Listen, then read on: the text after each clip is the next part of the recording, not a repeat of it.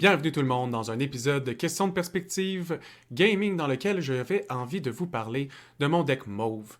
Mauve, il n'y a pas eu de starter deck en date. J'avais envie de parler un peu des cartes que j'avais mis ensemble parce que j'ai un magasin de TCG proche de chez nous évidemment. Puis j'ai regardé un peu les cartes, puis Mauve c'était une couleur qui m'intéressait. J'ai déjà joué à Chrono Clash qui est les mêmes producers. Puis Mauve avait encore un aspect un peu trickster que j'aime bien, de toujours pouvoir avoir un peu plus d'habilités qui sont liées au graveyard, en fait. C'est ça que je voulais dire. Puis vous allez voir, c'est un peu plus lent que mes vidéos du reveal, puis je prends un peu plus mon temps pour parler des choix que j'ai faits. C'est juste, je trouvais ça intéressant. J'avais envie de vous le montrer. Pour votre information personnelle, le deck il m'a coûté 50$ à monter. Pour l'instant, les starter decks valent environ 18$. J'ai joué 6 parties avec mon deck mauve contre les starter decks. Ils n'ont perdu aucune fois. Je pense pas, par contre, que c'est un deck, c'est pas un deck qui est du tout dans le méta. Là. J'ai regardé pas mal de méta. Fiez-vous pas à ça, puis pensez que vous allez avoir des très très bons résultats dans un tournoi. C'est sûr que si vous voulez vous le build puis aller dans un tournoi, je suis sûr que vous allez être capable de gagner 2-3 games, mais je pense pas que vous allez gagner tout le tournoi au complet parce qu'il y a des boss battles en ce moment dans Digimon qui sont super forts comme le Blue Omni Deck ou le Red Omni Deck. Sauf que c'est des decks qui coûtent 350$. J'ai pas envie de vous montrer nécessairement comment build juste un deck à 350$ pour vaincre vos adversaires, mais comment penser un peu à une idéologie de deck qui puisse être différent de ce que vous jouez ou voyez habituellement. Donc, pour commencer, je vais commencer avec les GGEgg comme je fais tout le temps. J'ai mis 4 copies d'une carte qui s'appelle Yahamon. Yahamon, lui, il a l'habilité que si j'ai 5 cartes dans mon trash pile, du moment en fait que j'ai 5 cartes dans mon trash pile, toutes mes Digimon qui sont de sa ligne évolutive ont plus 1000 d'épée. Ce qui me sert dans l'optique du deck, vous allez voir, comme c'est un deck où j'ai beaucoup de niveau 3, niveau 4, puis je veux souvent trader du 1 pour 1. Si cette carte-là, des fois, peut me permettre de trader pour gratuit, dans le fond, avec un niveau 4 qui peut aller frapper juste par-dessus un niveau 4 qui serait équivalent avec le 1000 d'épée. On aime ça. Après ça, j'ai mis juste une copie de Pagumon pour avoir un autre bébé supplémentaire dans mon deck, puis en avoir 5. Pagumon, lui, fait que quand tu attaques, tu trash le top de ton deck. Il permet d'accélérer certaines mécaniques comme Yahamon. Si vous avez la chance d'avoir une Lilithmon ou Belzebut ou genre tous ces gros monstres-là qui s'activent avec des 10 et plus dans votre trash pile, ce bébé-là prend priorité sur Yahamon. Si vous jouez un deck comme moi, je le joue qui est un peu moins cher et un peu moins de gros monstres qui nécessitent d'avoir ces trash piles-là, je préfère aller pour Yahamon pour le trade. Je vais continuer avec mes option cards. La première option card que j'ai mis dans mon deck, je l'ai mis 2 fois. C'est Darkness Claw. Darkness Claw, c'est un 1-cost option qui permet d'augmenter de 3000 d'épée pour le tour. Même optique que la raison pourquoi je joue Yahamon. Ça permet de trader ou passer par-dessus un bloqueur gratuitement. J'aime vraiment ça pour ce deck-là. C'est ce qui me permet de clearer le board de mon adversaire. Je joue aussi 4 copies de Night Raid. Night Raid, c'est une carte qui te permet de, lorsque tu joues, tu payes le cost de la carte, puis tu peux prendre un niveau 3 de ton trash pile. Puis ce niveau 3-là, tu peux le play sur ton board, mais tu peux pas jouer ses play effects. J'ai aussi 2 copies de Heat Viper. Heat Viper, ça permet souvent de donner l'avantage mid-game. J'adore cette carte-là. Si mon adversaire sort 2 niveau 4, ça me permet de les détruire d'un coup. S'il prévoyait 2 lignes évolutives, j'élimine tout le board. Puis comme j'ai la majorité des cartes que j'ai, je veux qu'ils soient délais, donc détruire une de mes cartes pour en péter 2, ça me dérange pas, comme souvent je vais piger des cartes pour avoir détruit mon propre Digimon. Après ça, j'ai mis 2 fois le Tamer Matt Ishida, mais version Purple. Matt Ishida Purple te permet que si tu as 2 et moins de memory, de remettre la memory à 3 au début de ton tour. Vraiment pratique d'en avoir un en jeu, ça l'empêche tes adversaires qui essaient toujours de t'en donner juste 1 d'énergie. Aussi, il y a un deuxième effet qui est quand tu joues Matt Ishida, tu peux retourner une de tes cartes Digimon mauve option de ton trash de ta main, ce qui me permet de rejouer soit Heat Viper, Darkness Claw ou Night Raid.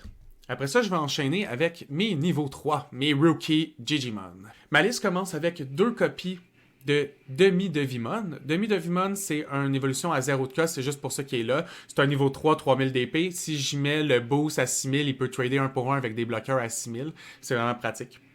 Par la suite, j'ai 4 copies de Tapirmon dans mon deck. Tapirmon, en ce moment, c'est un des meilleurs rookies du deck mauve. Comme il donne pas en Inherit, mais quand lui-même meurt, il donne de Draw a Card. Donc, je m'en sers pour faire soit mes destructions on self, je peux toujours l'activer sur ta Permon. Ce que j'aime souvent comme combo, c'est tu joues Night Raid, tu ramènes ta Permon, tu fais Eat Viper, tu détruis ta Permon, tu détruis 2 Digimon de ton adversaire. Ça t'a coûté aucun Digimon de ta main, juste des 4 options de ta main.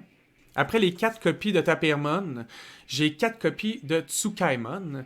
Tsukaimon a le skill inhéritant que lorsqu'il est delete, tu gagnes 1 de memory.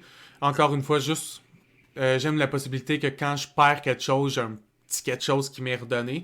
Des fois, en plus, mon adversaire calcule mal, puis il me donne juste assez pour que je puisse enchaîner un gros combo le tour d'après. Encore avec des niveaux 3, parce que je vous l'ai dit, j'ai vraiment une armée de niveau 3 dans ce deck-là. Donc, j'ai 4 copies de Gabumon. Gabumon, lui, lorsqu'il donne le skill inhérent que lorsqu'il va être détruit en combat, tu vas piger 2 cartes, puis après ça, tu vas devoir prendre une carte de ta main puis la delete. Ces Digimon-là, ils te permettent de refresh ta main vraiment rapidement, puis ça, on aime ça. Après, on enchaîne enfin avec les niveaux 4. Mon premier niveau 4, j'ai 4 fois, c'est Devimon. Devimon a le skill Retaliation. Retaliation est un skill un peu comme Death Touch, où du moment que tu perds une bataille, le Digimon avec lequel tu as participé à cette bataille-là est éliminé lui aussi, que tu sois en défense ou en attaque. Donc c'est un peu pas un bloqueur, mais ça permet de sacrifier ton Devimon sur des créatures vraiment plus fortes qui sont exhaustes de ton adversaire, puis souvent ça peut le faire chier, puis on aime ça. On enchaîne avec mon autre niveau 4, que j'ai 4 copies, c'est Vilmon. Vilmon, c'est un bloqueur. Je l'ai surtout juste parce que c'est un bloqueur. Il permet aussi d'évoluer pour pas trop cher. Souvent, si je peux le mettre sur un demi de Vimon, c'est une évolution gratuite. Après ça me coûte juste 2 pour sortir mon bloqueur. À part ça, c'est tout. Dans le fond, servez-vous-en comme bloqueur. Essayez de pas évoluer par-dessus. Des fois, j'ai passé proche de perdre une game juste parce que j'ai évolué mon bloqueur en quelque chose d'autre. Je me suis rendu compte que, dans le fond, je le voulais, mon bloqueur. Après, j'ai mis 4 copies de Wizardmon. Wizardmon est un niveau 4 qui te permet à chaque tour, si tu as un Digimon jaune en jeu, d'avoir Retaliation lui aussi. Personnellement, dans cette version-là, j'ai pas de jaune. De temps en temps, dans mon side deck, j'ai 2 Magna Dram qui permettent de healer ma Security Guard en jaune, que je rajoute, mais j'ai pas d'adversaire qui joue encore assez rush contre moi pour que ce soit une affaire permanente à mon deck. C'est vraiment plus un side deck. Mais la raison pourquoi Wizardmon est sur le jeu, c'est que c'est un niveau 4 qui coûte juste 2 de ressources. Puis en plus de ça, Undeletion, donc quand il est détruit, t'as Draw 1, un peu comme Tapermon y avait. Donc ça continue dans la même ligne où je veux toujours piger des cartes, refaire ma main, puis pouvoir trader une carte pour une carte plus efficacement que mon adversaire. Après ça, on commence avec mes niveaux 5. Dans mes niveaux 5, j'ai Myostimon 2 fois. Myostimon a 7000 d'épée puis 2 pour évoluer. Je l'utilise surtout parce que c'est mon low cost niveau 5. Des fois, le monde ne donne vraiment pas beaucoup d'énergie. Ça te permet d'avoir un autre play après avoir évolué en Myostimon, contrairement à toutes les autres cartes que vous allez voir dans mon deck mauve. Après ça, par la suite, j'ai 4 copies de Pumpkinmon. Pumpkinmon est un niveau 5 qui donne le skill lorsqu'il évolue. Donc évidemment, lui, il l'a pas. Souvent, j'essaie de le mettre soit très early dans le game puis évoluer rapidement dessus.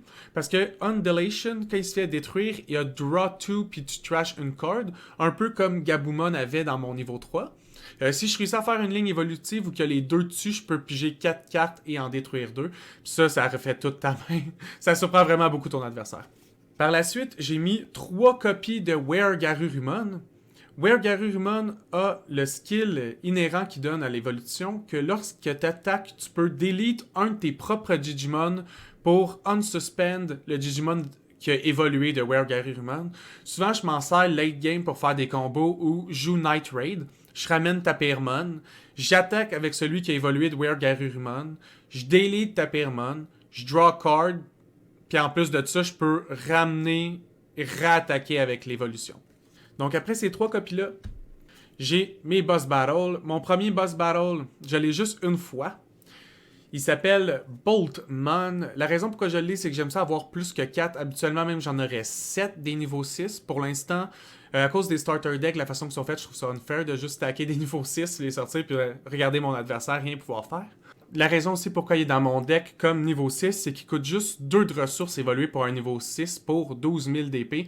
Il me permet de counter Plesiomon dans le starter bleu. La dernière carte de mon deck, je l'ai aussi 4 fois. C'est Venom Myostimon, l'évolution de Myostimon. Venom Myostimon, lui, il a Security Attack plus 1. C'est un peu mon gros damage dealer. Je dirais qu'un Plus que ça va avancer, moins je vous conseille d'avoir des hautes security attack, à part si vous avez un deck qui a beaucoup de Digimon sur le jeu. Parce que plus que vous frappez de security attack, plus qu'il y a de chances que vous ayez ces cartes-là dans le security attack qui peut vraiment retourner la situation, genre Flower Cannon, qui sont des cartes qui font tellement mal à vos Digimon de votre côté que les flips en sécurité pour l'activation gratuite, vous voulez pas trop que ça arrive souvent. Puis Security Attack, ça peut vous nuire, mais ça, c'est vraiment un deck Rush Purple dans lequel je sacrifie du 1 pour 1. Donc, trader plus vite la sécurité de mon adversaire, c'est vraiment worth. Puis en plus de ça, il n'y a pas beaucoup de créatures dans le starter deck en date qui ont des Security Attack bonus. Donc, avoir ça, ça me permet de jouer la game de la rapidité un petit peu plus vite que le monde qui ont juste investi dans le starter deck. Et c'est ce qui conclut mon deck mauve. Évidemment, à chaque fois que je vais builder un autre deck comme ça, je vais vous dire à peu près le prix qui m'a coûté, l'idéologie qu'il y a derrière. Celle-là, l'idéologie, évidemment, comme vous avez pu voir, c'est mettre le plus de Digimon en jeu possible, les détruire pour avoir des avantages. J'essaie de tout le temps trader du 1 pour 1. Donc souvent, quand mon adversaire m'attaque et reste son Digimon, je vais toujours réattaquer son Digimon, même si elle tue le mien, parce que j'ai confiance de ramener mon jeu dans un state beaucoup plus puissant rapidement. Sinon, le prochain deck que j'allais essayer de me monter est probablement un deck rouge. Sauf que j'essayais de mettre ma main sur le starter rouge pour ça. C'est vraiment difficile. Digimon est vraiment plus populaire que ce que tous les magasins croyaient et le producer. Donc, tout est épuisé depuis longtemps. Si je réussis à trouver la main sur le deck rouge, je vais vous faire le reveal du deck avant de le modifier. Puis je vais essayer aussi de vous montrer des games. La raison en fait pourquoi je ne vous l'ai pas encore montré de game, puis vous allez en voir beaucoup plus dans mon channel gaming prochainement, c'est le setup de lumière avec le setup de caméra. J'ai 3 types de caméras différents, mais peu importe comment j'ai place, je suis vraiment pas satisfait du rendu. J'ai pas envie que vous regardiez une game puis vous fiez juste à moi. Vous me voyez bouger des cartes puis ça a l'air juste d'une game de un peu écoutée à la radio. J'aimerais au moins que vous soyez capable de voir un peu de détails sur les cartes puis juste reconnaître rapidement le board. Une fois que ça c'est réglé, vous allez pouvoir voir des matchs, pouvoir assister à des statistiques. Je vais toujours vous garder des stats updatées de à peu près quel deck domine en ce moment dans mes possessions. Puis au plaisir de vous revoir dans un autre Breaking Deck. Puis à la prochaine, hein?